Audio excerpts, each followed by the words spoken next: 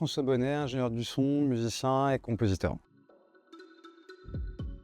Voilà, adolescent, j'ai joué dans des groupes. Je ne sais plus lequel d'entre nous avait un petit 4 pistes cassette avec lequel on commençait un peu d'enregistrer, de travailler un petit peu le son et de bidouiller un peu pour faire des démos. Donc ça, c'était un peu les prémices de la production audio. Et après mon bac, je suis allé étudier dans une école de son où j'ai appris un peu tout le langage qu'on doit utiliser pour ce métier-là, et puis à utiliser certaines machines aussi que j'avais pas chez moi et qu'on ne trouve pas facilement.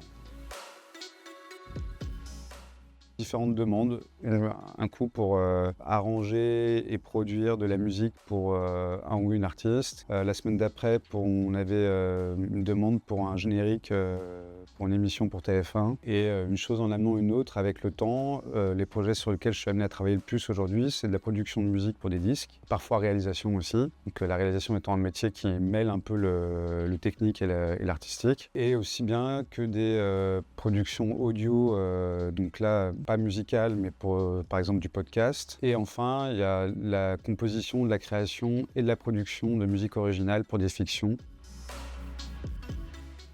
Sur des tâches très techniques, elle va nous faciliter la tâche, et je pense qu'il y a des profils qui vont être amenés à intervenir sur différents domaines par rapport à avant. Après, sur la création, c'est là où je pense qu'il y a le plus de débats. C'est sur est-ce que c'est bien la création par IA ou pas IA. Bon, là, c'est libre à chacun d'avoir un avis sur la question. Et puis surtout, il y a beaucoup de discussions en ce moment pour essayer de cadrer un peu cet aspect-là. Donc là, c'est un peu dur d'avoir un avis. Après, moi étant compositeur, c'est sûr que je préfère composer des choses que je vais imaginer moi, mais il y a des utilisations, par exemple, qui pourraient aider à arranger des thèmes, tu vois, dans le cadre de musique de film, par exemple.